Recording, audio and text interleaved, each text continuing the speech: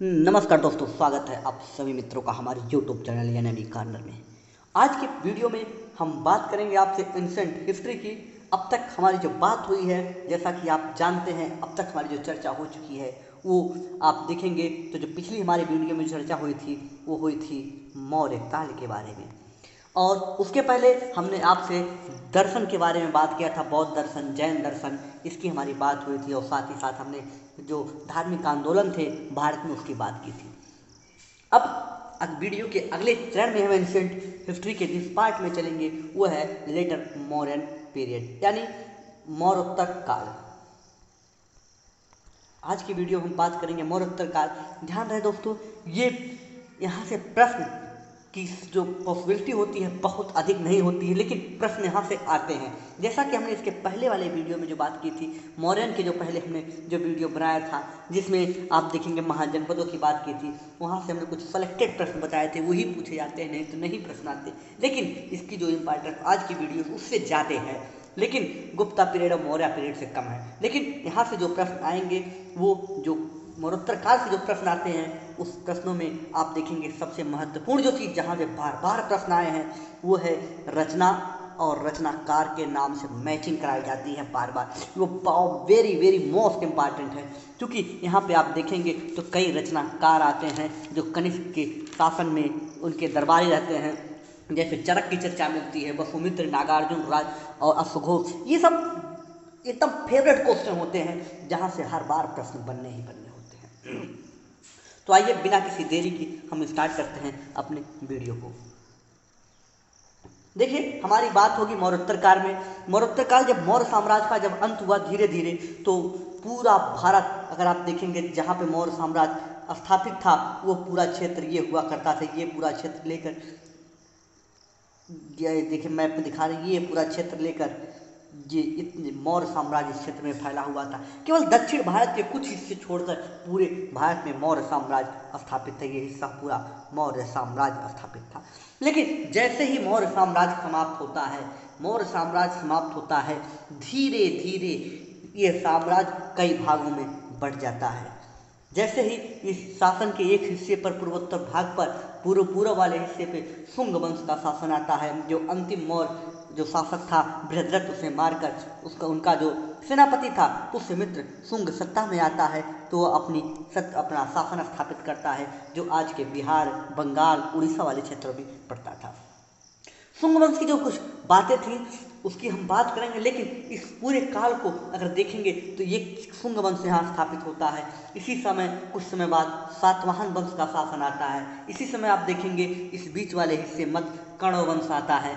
और साथ ही साथ आप देखेंगे यही वो मौर्योत्तर काल ही है जहाँ पर आप देखेंगे इंडो ग्रीक का आक्रमण होता है।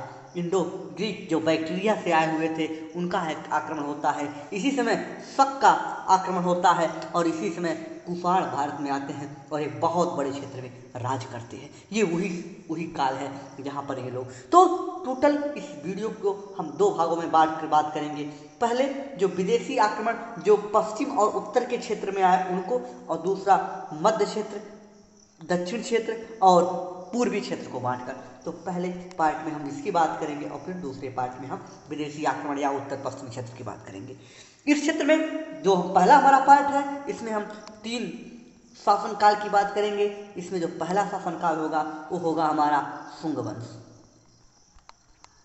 दूसरे में जो हम बात करेंगे वो होगा कर्ण वंश। दूसरा हमारा कर्ण होगा और जो तीसरा होगा हमारा दोस्तों वो होगा सातवाहन। सातवाहन से प्रश्न आने की संभावना बनी रहती है, लेकिन शुंग और कर्ण ये दोनों इम्पॉर्टेंट नहीं है। यहाँ से जो इम्पॉर्टेंट होगा आपके परीक्षा की दृष्टि से उसे हम यहाँ पे बताते चलेंगे। आइए तो यहाँ से अगर हम आगे बात करें तो पहले हम आपको शुंग वंश को दिखाते हैं कि शुंग वंश का साम्राज्य कहाँ था। आपके सामने एक मैप दिख रहा होगा। इस मैप में एक जो कलर जो आपकी ऑरेंज कलर का दिख रहा है ये शुंग वंश था या शुंग एम्पायर था। शुंग वंश आप देखेंगे तो ये उत्तर प्रदेश के कुछ हिस्से, बिहार के हिस्से, उड़ीसा में और पश्चिम बंगाल के हिस्से में फैला हुआ था। इसकी जो संस्थापक हुआ करते थे वो उनका नाम था पुष्य शुंग मित्र, जैसा कि हमने आपको पहले भी बताया है। दूसरी बात, ये क्या था, ये मौर्य काल में सेनापति हुआ करता था, ये मौर्य काल में सेनापति था। और जब ये राजा बना तो उसने अपनी उपाधि को भी नहीं बदला और वह राजा बनने पर भी अपने आप को सेनापति ही कहना पसंद करता था। शासक बनने के बाद भी पुष्यशुंगमित्र अपने आप को वो सेनापति ही कहना पसंद करता था। और इसी ही वो काल था, इसी का वो समय था जब ये शासन करता है तो पश्चिमी जो क्षेत्र हैं यहाँ पर इंडो ग्रीक का आक्रमण होता है। इंडो ग्रीक का आक्रमण इसी के शासनकाल में भारत के उत्तर पश्चिमी क्षेत्रों में होता है। अगर इंडो ग्रीक में हम बात करेंगे तो जो आक्रमण हुआ है उसमें सबसे महत्वपूर्ण हम बात करेंगे डेमेडियस के नेतृत्व में जो यूनानी आक्रमण हुआ था और जिसका सेनापति मिनाइंडर था। इसकी चर्चा हम अभी आगे आपसे करेंगे।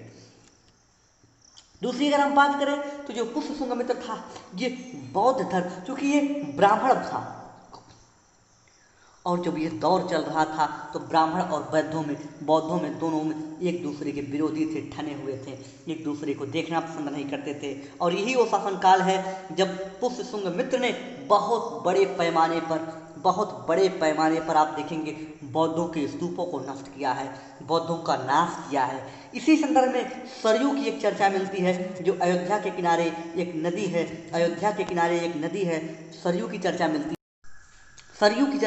है। सरयू की अगर हम बात करें तो जो अयोध्या नदी के किनारे एक नदी बहती है जिसका नाम है घाघरा। ये घाघरा में बौद्ध भिक्षुओं के इतने सर काट के डाल दिए कि उसे सरयू के नाम से जाना जाने लगा। और ये जो रिस्पॉन्सिबल था, जिसने ये कार्य किया था, ये शुंग वंश का शासक जो पुष्यशुंगमित्र था। ऐसी किंवदंतियां हैं या ऐसी सच्चाई है, कुछ इतिहासकार इस बात पे मौन रहते हैं, लेकिन कुछ स्रोतों से ये बातें पता चलती हैं। यानी एक निष्कर्ष निकलता है कि इसे क्या कहा जाएगा, फिर इसे कहा जाएगा बौद्ध विरोधी या बौद्ध द्रोही, यानी बौद्धों का नाश करने वाला था। अगर देखा जाए तो इसके जो दरबारी कवि हुआ करते थे उनका नाम क्या था, उनका नाम था महर्षि पतंजलि। ये जो पतंजलि थे ये भी एक ब्राह्मण थे, ये भी ब्राह्मण मानसिकता को बहुत ही फॉलो करने वाले थे। इन्होंने एक किताब लिखी थी जिस किताब का नाम था महाभाष्य। पतंजलि महोदय ने एक किताब लिखी थी जिसका नाम था महाभाष्य। महाभाष्य की अगर बात करें तो एक टीका टिप्पणी थी, ये एक व्याख्या थी, ये एक एक्सप्लेनेशन था किसका, पाणिनि की लिखी हुई अष्टाध्यायी का। अष्टाध्यायी जो पाणिनि महोदय ने संस्कृत का व्याकरण लिखा था उसी का उन्होंने ट्रांसलेशन किया, उसी की उन्होंने व्याख्या की और जो बुक लिखी उसका नाम था महाभाष्य। किसने लिखी महाभाष्य? महाभाष्य के लेखक थे महर्षि पतंजलि। और पाणिनि की जो किताब उठाई थी महाभाष्य ने, कौन सी थी? अष्टाध्यायी थी। दोनों बहुत महत्वपूर्ण है, याद रखिएगा, यहाँ से प्रश्न बनने की पूरी संभावना है। दूसरी बात अगर हम बात करें तो अगर देखेंगे तो जो पुष्यशुंगमित्र था इसने 2 अश्वमेध यज्ञ करवाए और इनके जो पुरोहित थे, इनके पुरोहित कौन थे? इनके इस काल के उनके गुरु पतंजलि ही पुरोहित हुआ करते थे और उन्होंने ही 2 अश्वमेध यज्ञ करवाया।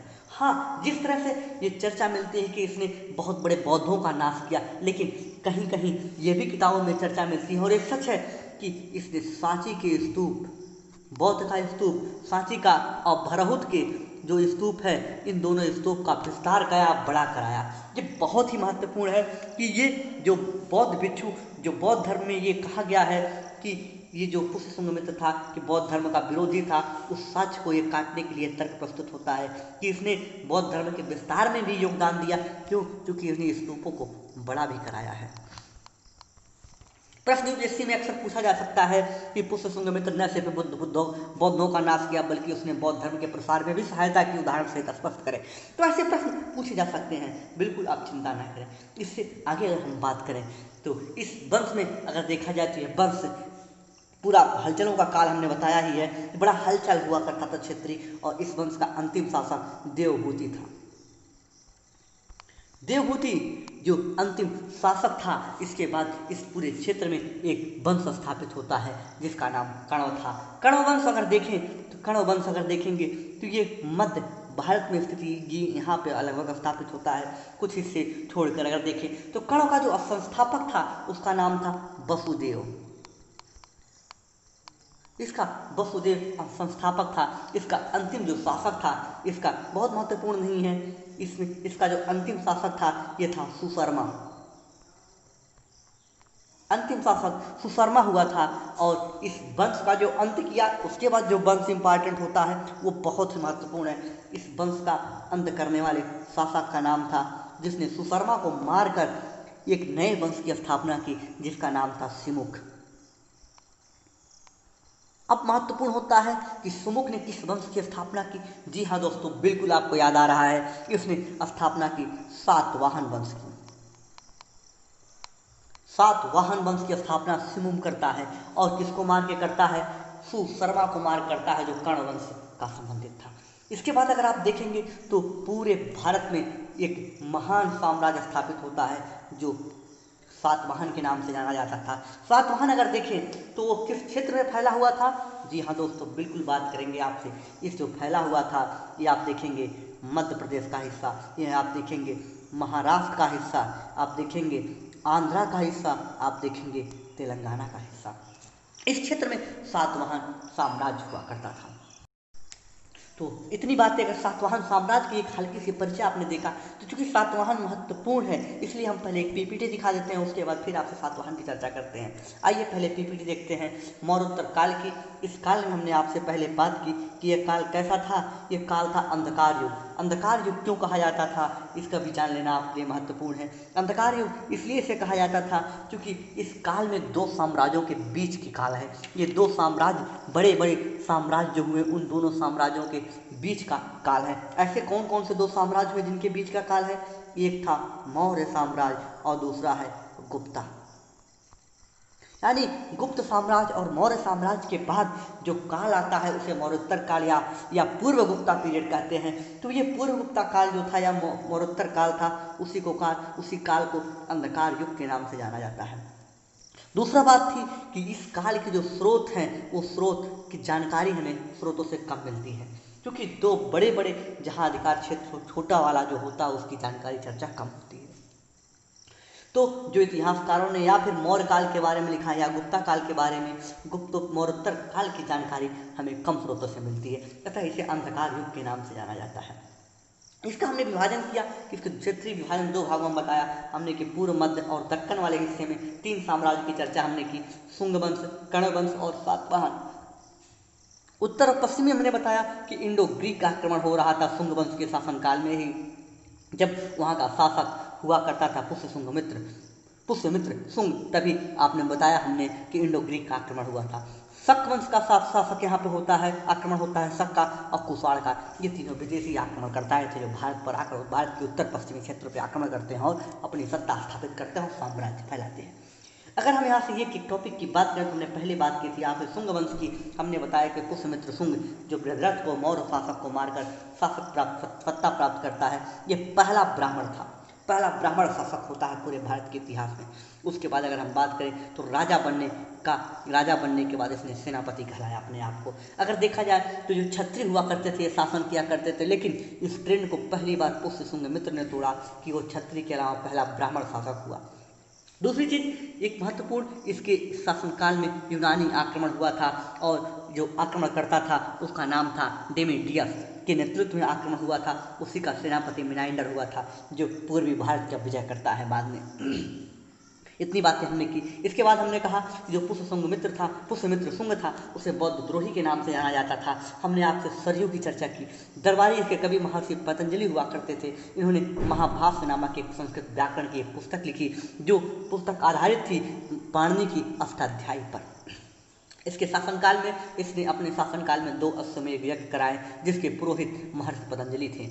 इसने सांची के स्तूपों का विस्तार कराया और साथ ही भरूच के स्तूपों का भी विस्तार की चर्चा मिलती है। इस वंश का अंतिम शासक देवहूति था। इसके बाद जो हमारी बात हुई थी आपसे, वो हुई थी कर्ण वंश के बारे में। कर्ण वंश जी, इसका संस्थापक वसुदेव था। अंतिम शासक इसका बहुत ही छोटा सा शासन काल था और इसमें अंतिम शासक सुशर्मा थे। बहुत ही महत्वपूर्ण शासक नहीं हुए। तो इसमें अंतिम शासक सुशर्मा हुए थे, जिनकी हत्या इन्हीं का अमात्य सिमुक कर देता है और सिमुक इनकी हत्या करके एक बड़े साम्राज्य की स्थापना करता है जिसका नाम था सातवाहन वंश। अब यहाँ से हम आपसे बात करेंगे सातवाहन वंश की। एक मैप आपके सामने है, इसे देखें। इसमें आपको दिख रहा होगा कि ये पूरा भारत है। भारत के इस क्षेत्र में आपको हमने बताया कौन सा वंश था, शुंग वंश था। और इसके बाद अगर आपको हमने एक चीज़ और बताई कि इसी के मध्य हिस्से में, इस वाले हिस्से में था कौन सा, कण्व वंश। अगर देखा जाए तो ये दोनों क्षेत्र हमने आपसे चर्चा की, लेकिन जो कण्व वंश था इसी के अमात्य ने को इनके राजा को मारकर सिमुम ने, जो इनके अमात्य थे सुशर्मा, जो इनके शासक थे सुशर्मा, उनको मारकर एक नए वंश की स्थापना करता है जिसका नाम सातवाहन है। और ये कालांतर में धीरे दक्षिण की ओर फैलता चला गया। ये का विस्तार बहुत बड़े क्षेत्रों में फैला। अब अगर हम सातवाहन वंश की आपसे बात करें तो देखा पहला पॉइंट इसका जो महत्वपूर्ण है जिसे आपको जानना चाहिए, हमने जैसा कि बताया कि इसका संस्थापक कौन था, इसका संस्थापक होगा सिमुक। ये बात हमने आपसे अब तक जो अपने निष्कर्ष निकाला उससे निकाला। लेकिन दूसरा सबसे महत्वपूर्ण पॉइंट इसका ये है, वो आपको जानना उतना ही महत्वपूर्ण नहीं, सबसे अधिक महत्वपूर्ण है कि ये सत्ता यहाँ पे मात्र सत्तात्मक थी, मात्र सत्ता थी। जब हम आपसे समाज डिस्कस कर रहे थे वैदिक और ऋग्वैदिक, तो हमने वहाँ पे पैट्रियार्की और मातृ सत्ता यानी पितृ सत्ता और मातृ सत्ता के बारे में वहाँ पे आपसे डिस्कस किया था। तो वहाँ पे जो सत्ता जिसके नाम से चलाया जाता था, वहाँ पे माताएं लेडी के नाम से सातवाहन वंश में सत्ता चलाई जाती थी, यानी यहाँ पे सत्ता मातृ सत्ता हुआ करती थी। बहुत महत्वपूर्ण है। इसका क्षेत्र हमने आपको बताया कि महाराष्ट्र में है, मध्य प्रदेश, तेलंगाना, आंध्र प्रदेश के हिस्से में फैला हुआ था। इसका तीसरा जो महत्वपूर्ण पॉइंट है, पहला महत्वपूर्ण इसकी संस्थापना सिमुक ने, दूसरा मातृ सत्तात्मक, तीसरा इसका महत्वपूर्ण जो इसका पॉइंट है वो है कि आप देखेंगे इसी शासन काल में जो राजा हुआ करते थे, जो जिनका नाम था सातकर्णी प्रथम, एक महत्वपूर्ण शासक हुए सातकर्णी प्रथम। ये तीसरे पॉइंट होंगे। इनकी मृत्यु हो जाती है। मृत्यु होने के बाद इनका एक बालक होता है जो अल्पवयस्क होता है, ज़्यादा आयु नहीं होती है, आयु उसकी कम रहती है। तो सत्ता का सवाल आता है तो उनकी जो पत्नी थी नागानिका, नाम लिख देते हैं नागानिका, नागानिका उस पुत्र को गद्दी पर बैठाकर खुद सत्ता संभालती हैं और ऐसा शासन करने वाली, यानी पहली महिला शासका कोई हुआ तो उस समय पहली महिला शासका का जो गौरव प्राप्त हुआ नागानिका को मिला। नागानिका भारतीय इतिहास में पहली महिला शासक हुई। पहली महिला बहुत ही महत्वपूर्ण चीज़ है, ये आप याद रखिएगा। फर्स्ट वुमन किंग है ये या क्वीन है, जो भारत की पहली महिला शासका एम्पायर हुई, वो कौन थी? नागानिका थी। बहुत ही महत्वपूर्ण है। ये प्रश्न कई बार पूछा गया है। अभी रिसेंटली जो एग्जाम हुआ आपके देखेंगे यूपीएससी में जो कराया था उसमें ये प्रश्न था सीडीएस वाले में। तो आप देखें अब क्या हमारी बात हुई आपसे, वो हमारी बात हुई आपसे नागानिका जो पहली महिला शासका है। अब अगर बात करें तो इसी समय इनके आगे वाले जो महत्वपूर्ण शासक थे उसमें आपका नाम मिलता है गौतमीपुत्र सातकर्णी।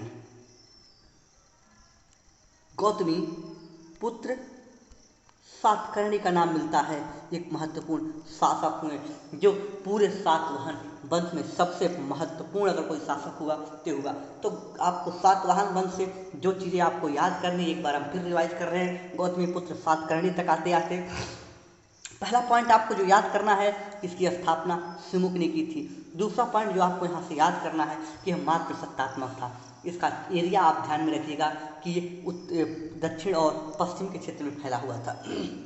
उसके बाद यहाँ पे प्रथम महिला शासका होती हैं नागानिका। प्रथम महिला रजिया सुल्ताना, आप जरा सा भी कंफ्यूज मत होइएगा। रजिया सुल्ताना ये मिडिवल एज की हैं। अगर प्राचीन काल में ही देखा जाए तो पहली महिला शासका भारत में, ऐसा गौरव है। बड़ा कन्फ्यूजन सा प्रश्न होता है, हम तुरंत रजिया सुल्तान को पहला प्रश्न मार कर आगे बढ़ते हैं, लेकिन नहीं, वो मुगल काल की, वो आपकी मुगल काल की थी या सल्तनत काल की थी। अगर देखा जाए मध्यकालीन सल्तनत काल की पहली शासका थी, लेकिन पूरे भारत की नहीं, पूरे भारत की नागानिका है। आप जरा सा भी कंफ्यूज मत होइएगा दोस्तों, ठीक है। अब यहाँ से अगर हम बात करें तो गौतमीपुत्र सातकर्णी पे हमारा डिस्कशन आकर रुका हुआ था। गौतमीपुत्र सातकर्णी सत्ता में आते ही जो अंधकार युग माना जाता था, हमने चर्चा की, ये अंधकार युग माना जाता है समाप्त हो गया। क्यों? क्योंकि ये बड़ा ही प्रतापी शासक हुआ। इसने इसके प्रताप की अगर चर्चा करें तो इसके प्रताप की आप देखेंगे कि भारत की तरफ 3 समुद्र फैले हुए हैं, एक अरब सागर, दूसरा हिंद महासागर और तीसरा बंगाल की खाड़ी। तो इन तीनों समुद्रों पर इन्होंने अपनी पताका फैलाई, इन तीनों समुद्रों पर अपनी पताका फैलाई, यानी इसने अरब सागर पर भी शासन किया, हिंद महासागर पर भी शासन किया और बंगाल की खाड़ी तक भी अपनी पहुंच को बनाई। तो जिसने इससे ये बात स्पष्ट होता है कि ये बहुत ही प्रतापी था। इसे 6 रात्र एक वंश हुआ करता था, उसका विनाशक माना जाता है। उस वंश की नाश पूरी तरह से गौतमीपुत्र सातकर्णी ने किया था। और अगर देखें तो सातकर्णी के अलावा इसकी माता जो थी गौतमी थी, और इनका एक महत्वपूर्ण और सातवाहन वंश की यही बात है कि इसका जो अंतिम शासक था वो उसका नाम था पुलुभावी। पुलुभावी इस वंश का अंतिम शासक हुआ करता था, इसका अंतिम शासक था पुलुभावी चतुर्थ है नाम इसका। अगर इतनी बातें आपके पकड़ में आ गई हों तो यहाँ से हम आगे चलें। एक महत्वपूर्ण चीज़ और आपको यहाँ से जानना होगा कि सातवाहनों की राजधानी, सातवाहन की जो राजधानी थी वो थी प्रतिष्ठान। प्रतिष्ठान ये बहुत बड़ा व्यापार का उसमें केंद्र हुआ करता था। ये व्यापार यहाँ से बहुत अधिक होते थे। आपको मैप में प्रतिष्ठान दिख रहा होगा, ये लोकेशन आपको प्रतिष्ठान है। दूसरी चीज़ अगर यहाँ से महत्वपूर्ण बात करें तो जिसने जो सातवाहन वंश के शासक हुआ करते थे, उन्होंने एक नया ट्रेंड निकाला। इस काल में शुरुआती ट्रेंड ऐसे बहुत कम मिलते हैं, लेकिन इन्होंने इस ट्रेंड की शुरुआत की। उन्होंने क्या किया, ट्रेंड के परिणाम स्वरूप क्या होता है इसका भी परिणाम बताएंगे। उसने ट्रेंड की शुरुआत की, इसने बौद्धों, ब्राह्मणों और जैनों को इन्होंने भूमि दान देना शुरू कर दिया। और जब ये भूमि दान देना शुरू करेंगे तो छोटे छोटे सामंत विकसित होंगे जो आगे चलकर राजाओं को चैलेंज देंगे, आगे चलकर राजाओं को चैलेंज देंगे और उनके साथ ही छोटे छोटे राजाओं का उद्भव होगा। इसकी बात हम आगे करेंगे। तो इतनी बातें सातवाहन से आपके लिए महत्वपूर्ण थी, जिन्हें आप याद कर लीजिएगा। ये प्रश्न के दृष्टि से बड़ी महत्वपूर्ण सातवाहन वंश है। अब यहाँ से आगे अगर हम चलें तो हमने आपने डिस्कशन को 2 भागों में बांटा था। हमने बात की थी आपसे कि पहले हम पूर्व, मध्य और दक्कन के जो साम्राज्य हैं उनकी बात करेंगे, लेकिन अब हमारा जो फोकस एरिया होगा वो होगा उत्तर पश्चिम क्षेत्र। उत्तर पश्चिम क्षेत्र में अगर हम मूव करेंगे तो सबसे पहले हम बात करेंगे विदेशी आक्रमण जो से ग्रसित क्षेत्र है। ये क्षेत्र विदेशी आक्रमणों से पूरी तरह से ग्रसित है, लेकिन उसके पहले सातवाहन तक हम पीपीटी देख लेते हैं, फिर चर्चा करते हैं। आइए पीपीटी में देखें क्या है। सातवाहन जो वंश आपका है, सातवाहन वंश की संस्थापना हमने आपको बताया कि सुमुख करता है, और इस क्षेत्र महाराष्ट्र, तेलंगाना, आंध्र प्रदेश और कुछ हिस्सा मध्य प्रदेश में फैला हुआ था। मातृसत्तात्मक सत्ता थी। सातकर्णी प्रथम इस वंश का प्रथम महत्वपूर्ण शासक होता है। सातकर्णी प्रथम की मृत्यु के बाद उसका पुत्र अल्पसंख्यक वेदश्री नाम, उसे जो अल्प वयस्क था उसको सत्ता में गद्दी पर बैठाकर उसकी माता नागानिका प्रथम महिला शासक बनती हैं, और पूरे इतिहास में ऐसा पहली बार हुआ था। गौतमीपुत्र दूसरे प्रमुख शासक गौतमीपुत्र सातकर्णी होते हैं। इनके शासन में आने पर ही सातवाहनों के अंधकार युग की समाप्ति हो जाती है, एक नए युग का प्रारंभ होता है। इन्होंने तीनों समुद्रों पर अपने शासन को किया। बंगी और बंगाल, बे ऑफ बंगाल यानी बंगाल की खाड़ी में, अरब सागर में, हिंद महासागर पर विजय प्राप्त की, अपनी पताका को फहराया। 6 रात्र वंश का विनाशक कहा जाता है। इस वंश का अंतिम शासक पुलुभावी चतुर्थ था। और उसके बाद हमने आपसे बात की थी कि सातवाहनों की जो राजधानी थी वो प्रतिष्ठान हुआ करती थी। इसने ब्राह्मणों, बौद्धों, जैनों को भूमिदान दिया, जिसके परिणाम स्वरूप सामंतवाद का उद्भव हुआ। इतनी बातें अगर आपकी समझ में आ गई हों तो यहाँ से हम आगे चलें। अब आ जाएंगे हम सबसे पहले वाले मैप पे। जब आप देखिए इस मैप में ध्यान दें कि अब तक हमारी जो बात हुई थी, जो बॉक्स हमने पहला बॉक्स बनाया वो था, उसके बाद अब हम बात करेंगे आपसे इस बॉक्स वाले एरिया में कि यहाँ पे क्या घटित हो रहा है। हमने इस एरिया में बात की कि इस एरिया में क्या घटित हुआ, इसकी हमने आपसे चर्चा की, लेकिन अब इस एरिया में क्या हो रहा है इसकी भी जानकारी हमें होनी चाहिए। तो आइए अब बात करते हैं उत्तर पश्चिम भाग में। उत्तर पश्चिम भाग आप देखेंगे तो विदेशी आक्रमणों से ग्रसित था। यहाँ पर बार बार विदेशी आक्रमण होते रहे, एक साथ इधर शासन चल रहा था, दूसरी तरफ ये क्षेत्र बहुत ही अशांत बना हुआ था। पहली बार जो पहली सत्ता यहाँ पर आक्रमण करती है वो था इंडो ग्रीक यानी हिंद यमन ने पहली बार यहाँ पे आक्रमण किया। और आप देखेंगे जो अफगानिस्तान का हिस्सा है वहाँ पर हिंदकुश पहाड़ियाँ हैं, तो हिंदकुश की पहाड़ियों को पार करते हुए ये पहली बार भारत में प्रवेश करते हैं। और भारत में जब उन्होंने प्रवेश किया तो उन्होंने भारत को लूटा, भारत में अपनी सत्ता स्थापित की।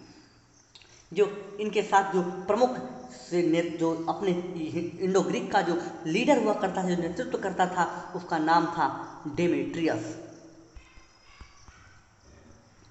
इसका सेनापति मिनाइंडर हुआ करता था, जो बौद्ध भिक्षु बना बाद में जाकर, लेकिन इसका सेनापति जो था उसका नाम था मिनाइंडर इसका दामाद था और दूसरा इसका सेनापति था। इसकी बेटी से उसने शादी की थी, वो भी लव मैरिज की थी। लेकिन अगर देखा जाए तो ये मिनाइंडर जो था ये बहुत ही महत्वपूर्ण कैरेक्टर हमारे भारतीय इतिहास में अदा करता है। किस काल में अगर देखा जाए तो ये यूनानी शासक पहला यूनानी शासक होता है जो भारत में आकर बौद्ध दीक्षा ले रहा है। बौद्ध धर्म की दीक्षा लेने वाला पहला विदेशी शासक हो रहा है और इसे दीक्षा देने का कार्य कर रहे हैं नागसेन बौद्ध भिक्षु इसे दीक्षा देते हैं। और साथ ही साथ नागसेन और मिलिंद जो मिनाइंडर हैं उनके बीच अक्सर डिबेट होती है, चर्चा होती है। इस चर्चा पर लेकर उन्होंने एक किताब लिखी है जिसका नाम है मिलिंद पन्हो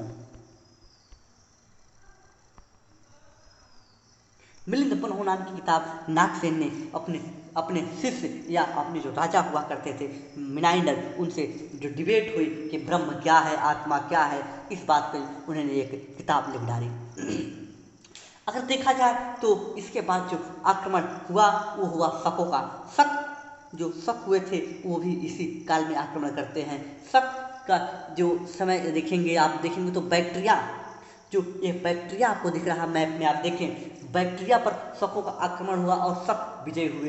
हेराक्लीज का समय हुआ करता था, बैक्टीरिया पर शकों का आक्रमण होता है और इस बैक्टीरिया पर जब शक आक्रमण करते हैं और विजयी होते हैं तो आपको ये जानना होगा कि शक कहाँ से आए। शक आए थे मध्य एशिया से। और कहाँ पे आक्रमण कर रहे हैं? ये आक्रमण कर रहे हैं भारत के उत्तर पश्चिमी हिस्से पे। इनके आने के दो रास्ते हमारे सामने आते हैं। पहला रास्ता एक उत्तरी मार्ग के नाम से जाना जाता है जो सिंधु नदी घाटी से होकर आता है, और दूसरा रास्ता जो दक्षिणी मार्ग के नाम से जाना जाता था, ये इराक ईरान के रास्ते हुआ करते आते हैं। देखिए मैप में अगर हम देखें तो आप देखेंगे जिनका पहला रास्ता था वो अपने मध्य एशिया से आते समय इस रास्ते से आते थे, और जो दूसरा रास्ता था वो ऐसे घूमकर इराक के रास्ते से इस तरह से एंट्री करते थे। दोनों रास्तों से ये भारत में प्रवेश करते हैं। अगर आगे की बात करें, शक काल के बाद एक सुदर्शन झील की चर्चा हमने आपको बताया था कि सुदर्शन झील गुजरात में एक झील है जिसका निर्माण चंद्रगुप्त मौर्य ने करवाया था। कालांतर में अगर देखा जाए तो रुद्रदामन एक राजा हुआ करता था। रुद्रदामन ने अपने निजी खर्चे से इसका जीर्णोद्धार कराया। ये बातें लिखी गई है जूनागढ़ अभिलेख में। जूनागढ़ में अभिलेख में दो बातों की चर्चा की गई है। कौन कौन सी? पहली बात वहाँ बताई गई है कि जो सुदर्शन झील है इसका निर्माण चंद्रगुप्त मौर्य ने कराया, और दूसरा कि इसका निजी खर्चे पर जीर्णोद्धार कराने वाला शासक रुद्रदामन था। इतनी बातें अगर स्पष्ट, तो इतनी की हम पीपीटी देखते हैं फिर आगे चलते हैं। ये रहा आपकी पीपीटी। हमने बात की कि उत्तर पश्चिमी क्षेत्र से जो आक्रमण हुए उसमें विदेशी आक्रमण से एक ग्रसित था। हिंद पहले इंडो ग्रीक आक्रमण करते हैं और ये बैक्टीरिया से आए थे, और कहाँ पे कि हिंदुकुश को पार करके भारत में प्रवेश करते हैं। दूसरा, ये जो मिनाइंडर और इनका जो लीडर था वो था डेमेट्रियस, और इनका दामाद और सेनापति जो था उसका नाम मिनाइंडर था। और ये पहला यूनानी शासक हुआ जो भारत आकर बौद्ध दीक्षा ली, और दीक्षा देने का कार्य नागसेन करते हैं, और उन्होंने एक किताब लिखी मिलिंद पन्हो। दूसरी हमने बात की कि हेराक्लीज के समय बैक्टीरिया पर आक्रमण होता है जो अब तक अमन के कब्जे में था, यमन या इंडो ग्रीक के। वहाँ पे शक विजयी होते हैं, और जब शक विजयी होते हैं तो आप और देखें तो ये जो हेराक्लीज जो था ये मध्य एशिया का निवासी था, यानी शक मध्य एशिया के निवासी थे। ये मध्य एशिया से भारत में दो रास्ते से आते थे, एक उत्तरी मार्ग एक दक्षिणी मार्ग। उत्तरी मार्ग से सिंधु नदी घाटी से होकर आते थे और दक्षिणी मार्ग ईरान होते हुए ये भारत में प्रवेश करते थे। मध्य एशिया जो शक थे, सई चीनी भाषा में, चीनी ग्रंथों में हेराक्लीज को सई के नाम से जाना गया है, या शकों को सई के नाम से जानते हैं। और यहाँ पे ही एक सुदर्शन झील है जो गुजरात के हिस्से में पड़ती है, इसका निर्माण चंद्रगुप्त मौर्य ने कराया था। कालांतर में से रुद्रदामन ने अपने निजी खर्चे पर आकर इसका जीर्णोद्धार कराया। अब इसके बाद जिस बड़ी चीज़ की हमें चर्चा करनी है वो है कनिष्क का साम्राज्य। हम बात करेंगे आपसे कनिष्क एम्पायर की। ये महत्वपूर्ण है, महत्वपूर्ण जो चीज़ें हैं उसको हमने हाईलाइट कराया है और आपको बार बार उस पर फोकस किया है कि उस पर आपकी पकड़ बनी रहे। ये हमारी आज की चर्चा का सबसे महत्वपूर्ण पॉइंट यहाँ पे हम डिस्कस करेंगे। ये कुफार अगर देखें तो ग्रंथों में इसे ऋषिक के नाम से जानते हैं। ऋषिक के नाम से जो ब्राह्मण ग्रंथ हैं उसे ऋषिक कहते हैं। और इस वंश का संस्थापक भारत के बाहर, ध्यान रखिएगा भारत में नहीं, भारत के बाहर इस वंश का जो संस्थापक हुआ उसका नाम था कुजुल कैडफिसिस। नाम लिख देते हैं, कुजुल कैडफिसिस। कुजुल कैडफिसिस इस पहला शासक हुआ जो इस वंश की स्थापना करता है। कौन से? कुफाड़ वंश की। कुफाड़ वंश के अगर देखा जाए इसके बाद जो शासक होता है उसका नाम था बिम कैडफिसिस।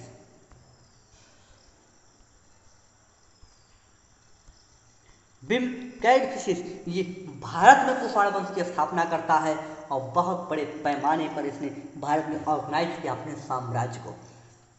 ये भारत के गांधार अगर देखेंगे जो हिस्सा पश्चिमी क्षेत्र में पड़ता है, आप देखेंगे तो यहाँ पे गांधार पड़ेगा। ये पंजाब जो पड़ता है, आप मथुरा देखेंगे, मथुरा पंजाब गांधार के क्षेत्र में इसने विजय प्राप्त करके भारत में अपना साम्राज्य, अपना पैर जमाया। भारत में कुफाड़ वंश का संस्थापक इसीलिए बिम कैडफिसिस को माना जाता है। अगर देखा जाए तो यहाँ की जो मुद्राएं मिली हैं इस काल की, उस मुद्रा पर, सिक्के पर दो महत्वपूर्ण चीज़ें हैं।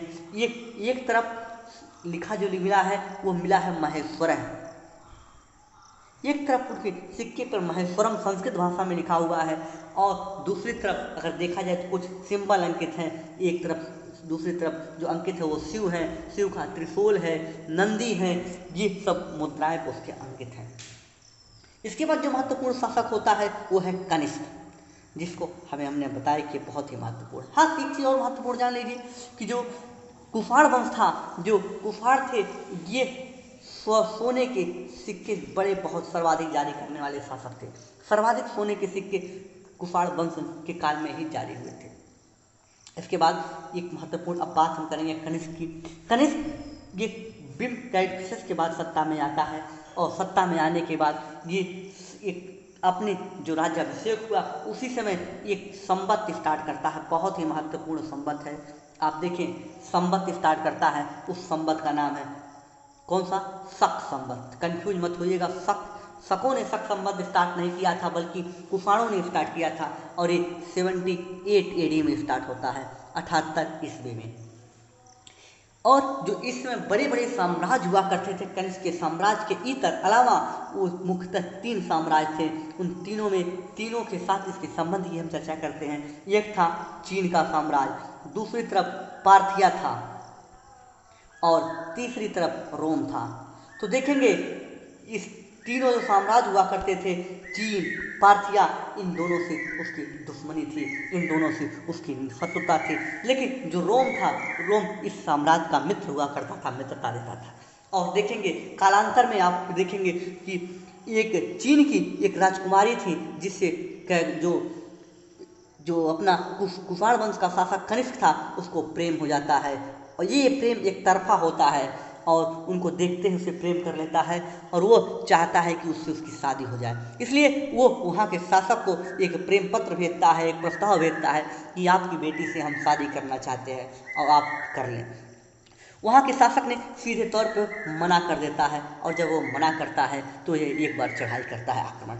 जब ये आक्रमण करता है तो बुरी तरह पराजित होता है और वहाँ के जो सेनापति थे उस सेना ने पैतनी से कैद कर लेता है। बाद में फिर जब छोड़ दिया जाता है तो फिर ये मानता नहीं, चूँकि प्रेम की लालसा बहुत बड़ी होती है। फिर ये दोबारा आक्रमण करता है और उसके कुछ क्षेत्रों को जीत लेता है और जब तब जाकर उसकी भड़ास खत्म होती है।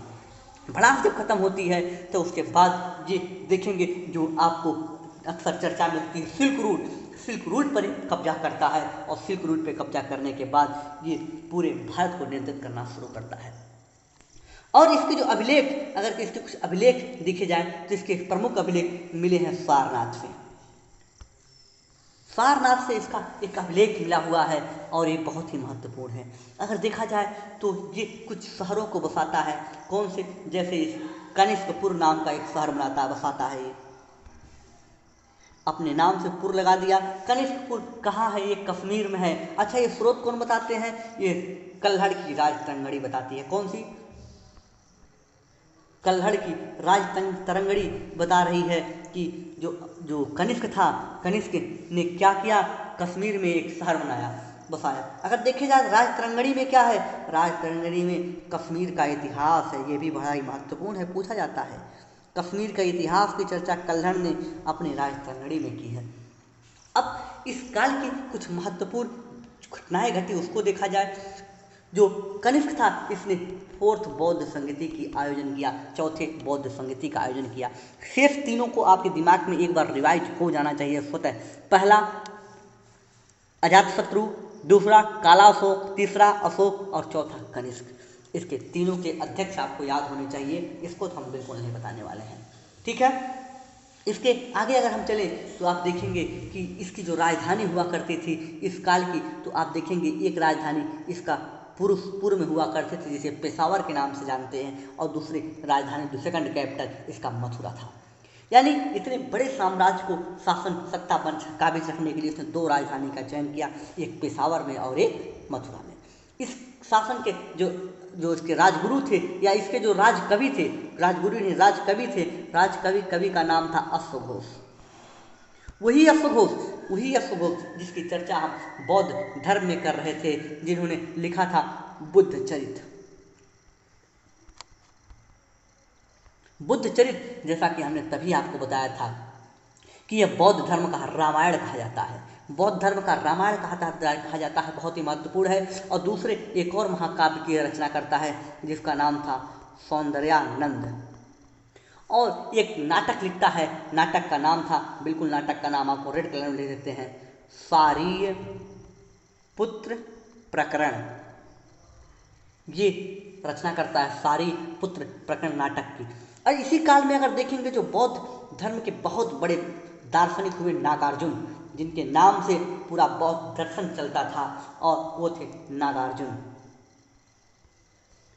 नागार्जुन की अगर बात करें तो इन्होंने ही महायान शाखा में एक सिद्धांत दिया जिसका नाम था शून्यवाद। इस काल में ये बहुत बड़े गणितज्ञ हुआ करते थे। ये इतने बड़े मैथमेटिशियन थे कि इन्हें भारत का आइंस्टीन कहा जाता है। बहुत ही महत्वपूर्ण है, सब प्रश्न यहाँ से बहुत आते हैं।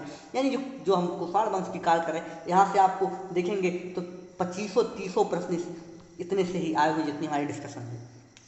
तो जो नागार्जुन थे, ये शून्यवाद का दर्शन उन्होंने दिया बौद्ध धर्म में, और ये महायान से संबंधित है, और महायान यानी बौद्ध धर्म से, और दूसरे ने भारत का आइंस्टीन कहा जाता है।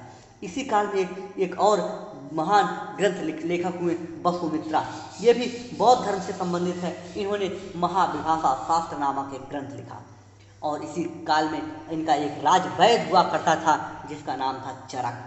चरक के बारे में आपने जाना ही होगा कि चरक ये बहुत बड़े विद्वान हुआ करते थे। ये शल्य चिकित्सा के महारथी थे।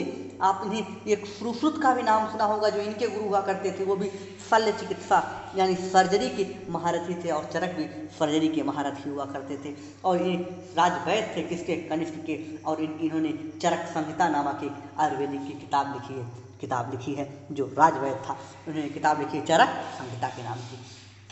अगर इस काल की आप बात करें तो इस काल में मूर्तिकला क्या हुआ? मूर्तिकला की अगर हम बात करें तो इस काल में मूर्तिकला की 2 शैलियाँ डेवलप हुई। एक शैली गांधार नाम से डेवलप हुई जो पाकिस्तान के हिस्से में थी, और दूसरी शैली आपके हिस्से में डेवलप हुई मथुरा में। ये दोनों शैलियों में अगर चर्चा करें तो दोनों शैलियों ने मूर्तिकला, सबसे पहली मूर्ति अगर जिसकी भी बनेगी वो बनी थी बुद्ध की। भारत में पहली जो मूर्ति बनी वो बुद्ध की बनाई गई है, ऐसा माना जाता है। किसी भगवान की अगर बनी तो बुद्ध भगवान की बनी हुई है। दूसरी चीज़ अगर देखें तो अगर एक बात महत्वपूर्ण, जो यहाँ पे जो गांधार शैली डेवलप हो रही थी, ये आप देखेंगे जैसा कि यहाँ पर उत्तरी क्षेत्र में बार बार विदेशी आक्रमण हो रहे हैं, तो इस पर विदेशी आक्रमण का प्रभाव होगा, यानी विदेशी प्रभाव, इस कला में विदेशी प्रभाव देखने को मिलता है। दूसरी इस क्षेत्र की विशेषता थी कि यहाँ पे जो क्षेत्र, जो मिट्टी, जो मूर्तियाँ बनाई गई हैं वो भूरे चूना पत्थर होते हैं उनसे बनी हुई हैं। और इस बुद्ध की जो सर्वाधिक मूर्तियाँ बनी हैं वो गांधार शैली में, इसी शैली में बनी हैं। इतने बड़े पैमाने पर कहीं अन्य मूर्तियाँ बुद्ध की नहीं बनाई गई हैं। आप देखेंगे बामियान के बुद्ध, जो बड़ी बड़ी पहाड़ियों को काट करके, पहाड़ियाँ जो होती हैं बड़ी बड़ी पहाड़ियों को काट करके बुद्ध को बनाया गया है। ये बामियान शैली में बुद्धा को आप देख सकते हैं, जिनको बार बार आपने कई बार न्यूज़ में देखा होगा कि यहाँ पे कई इस्लामिक कट्टरवादी उन बुद्ध की मूर्तियों को तोड़ देते हैं। इसके बाद अगर हम बात करें तो जो गांधार शैली थी, गांधार शैली की हमारी चर्चा हुई। अब बात करेंगे मथुरा शैली की। मथुरा शैली की क्या विशेषता है? मथुरा शैली भी उतना ही महत्वपूर्ण है जितना गांधार। मथुरा शैली ये शुद्ध भारतीय शैली थी, इसमें विदेशी प्रभाव नहीं देखने को मिलता है, इसमें विदेशी प्रभाव नहीं है, ये पूरी प्योर इंडियन स्टाइल थी। और इसमें जो चीज़ का यूज किया गया, इसमें यूज किया गया लाल बलुआ पत्थर का। ये लाल बलुआ पत्थर का यूज करते हैं। और दूसरी इनकी महत्वपूर्ण विशेषता ये है कि ये पूरी तरह से आध्यात्मवादी बुद्ध की मूर्तियाँ बनाते थे, जबकि गांधार शैली में जो मूर्तियाँ बनी वहाँ पे दिखावा, भौतिकतावाद पे फोकस था, लेकिन मथुरा शैली में आध्यात्मवाद पे फोकस था। अगर देखिए एक महत्वपूर्ण चीज़ अब तक हम बात कर लें कि एक आपको हमने वीडियो में बताया था शक संवत स्टार्ट होता है 78 AD में। इसके पहले एक संवत चल चुका था जिसका नाम है विक्रम संवत, और विक्रम संवत चला था 57 BC में। तो दोनों के कालों के बीच का जो अंतर है उसे अक्सर प्रश्न में पूछा जाता है। तो आप दोनों को जोड़ लीजिए, आपको जो उत्तर मिलेगा, तो अभी आपको जोड़ देते हैं, देख लीजिए 15, यहाँ पे 5 और 12, 135 साल दोनों के बीच का अंतर है, 135 वर्ष का अंतर है शक संवत और विक्रम संवत के बीच। तो ये प्रश्न था। ठीक है दोस्तों, तो आज की वीडियो में हमने पूरा कवर किया मौर्योत्तर काल। उसके बाद अगली वीडियो में हम आपसे बात करेंगे अब गुप्ता पीरियड के बारे में। तो रुकेंगे आज हम यहीं पर, मिलेंगे आपसे अगले वीडियो में। देखिए अब तक जो हमारा डिस्कशन हो चुका है, एंशिएंट का मेजर पार्ट, प्राचीन इतिहास का जो बड़ा हिस्सा है हमने कवर कर लिया है। जल्दी ही हम स्टार्ट कर देंगे मिडुअल, और आप देखेंगे कि हमारी जो भूगोल की जो कक्षाएँ थी वो भी काफ़ी हद तक हमने लगभग 90% तक भूगोल कवर कर लिया है। प्राचीन इतिहास हमने 90% कर लिया है। अब चीज़ें हमारे पास मिडुअल बची है, मॉडर्न बची हैं, और पॉलिटी बचा हुआ है, इकोनॉमी बचा हुआ है। जल्दी जल्दी करेंगे चीज़ें, जहाँ पे हमें कॉन्सेप्चुअल ज़्यादा चीज़ें थी हम दे रहे हैं, और जहाँ पे हमें केवल फैक्ट देना होगा उसके लिए हम अलग वीडियो लेके आएंगे।